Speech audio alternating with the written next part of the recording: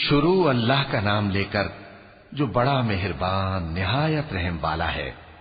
قسم ہے سلیقے سے صف باندھنے والوں کی، پھر ڈانٹنے والوں کی جھڑک کر، پھر ذکر یعنی قرآن پڑھنے والوں کی غور کر کے کہ تمہارا معبود ایک ہی ہے جو آسمان اور زمین اور جو چیزیں ان میں ہیں سب کا مالک ہے، اور سورج کے طلوع ہونے کے مقامات کا بھی مالک ہے۔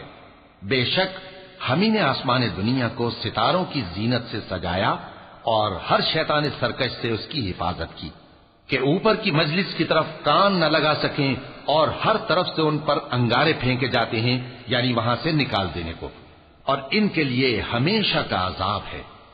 ہاں، جو کوئی فرشتوں کی کسی بات کو چوری سے جھپٹ لینا چاہتا ہے تو جلتا ہوا انگارہ اس کے پیچھے لگ جاتا ہے۔ تو ان سے پوچھو کہ ان کا بنانا مشکل ہے یا جتنی خلقت ہم نے بنائی ہے اس کا؟ انہیں ہم نے چپکنے والے گارے سے بنایا ہے۔ ہاں، تم تو تعجب کرتے ہو اور یہ مذاق اڑاتے ہیں، اور جب ان کو نصیحت کی جاتی ہے تو نصیحت قبول نہیں کرتے، اور جب کوئی نشانی دیکھتے ہیں تو ٹھٹھے کرتے ہیں اور کہتے ہیں کہ یہ تو کھلا جادو ہے۔ بھلا جب ہم مر گئے اور مٹی اور ہڈیاں ہو گئے تو کیا پھر اٹھائے جائیں گے؟ اور کیا ہمارے باپ دادا بھی جو پہلے ہو گزرے ہیں؟ کہہ دو کہ ہاں اور تم لوگ ذلیل ہوگے۔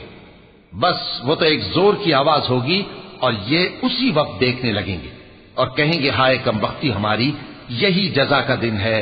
کہا جائے گا کہ ہاں، وہی فیصلے کا دن جس کو تم جھوٹ سمجھتے تھے۔ فرشتوں کو حکم ہوگا جو لوگ ظلم کرتے تھے ان کو اور ان کے ہم جنسوں کو اور جن کو وہ پوجا کرتے تھے سب کو جمع کر لو، یعنی جن کو اللہ کے سوا پوجا کرتے تھے، پھر ان کو جہنم کے رستے پر چلا دو اور ان کو ٹھہرائے رکھو کہ ان سے کچھ پوچھنا ہے۔ تم کو کیا ہوا کہ ایک دوسرے کی مدد نہیں کرتے؟ اصل بات یہ ہے کہ آج یہ لوگ اپنی غلطی تسلیم کر رہے ہیں اور وہ ایک دوسرے کی طرف رخ کر کے سوال و جواب کریں گے۔ پیروکار اپنے پیشواؤں سے کہیں گے کہ تم ہی ہمارے پاس دائیں طرف سے آتے تھے، وہ کہیں گے نہیں، بلکہ تم ہی ایمان لانے والے نہ تھے اور ہمارا تم پر کچھ زور نہ تھا بلکہ تم ہی سرکش لوگ تھے۔ سو ہمارے بارے میں ہمارے پروردگار کی بات پوری ہو گئی کہ اب ہم عذاب کے مزے چکھیں گے۔ سو ہم نے تم کو بھی گمراہ کیا کہ ہم خود بھی تو گمراہ تھے، پس وہ اس روز عذاب میں ایک دوسرے کے شریک ہوں گے۔ ہم گناہگاروں کے ساتھ ایسا ہی کیا کرتے ہیں۔ ان کا یہ حال تھا کہ جب ان سے کہا جاتا تھا کہ اللہ کے سوا کوئی معبود نہیں تو تکبر کرتے تھے اور کہتے تھے کہ بھلا ہم ایک دیوانے شاعر کے کہنے سے کہیں اپنے معبودوں کو چھوڑ دینے والے ہیں؟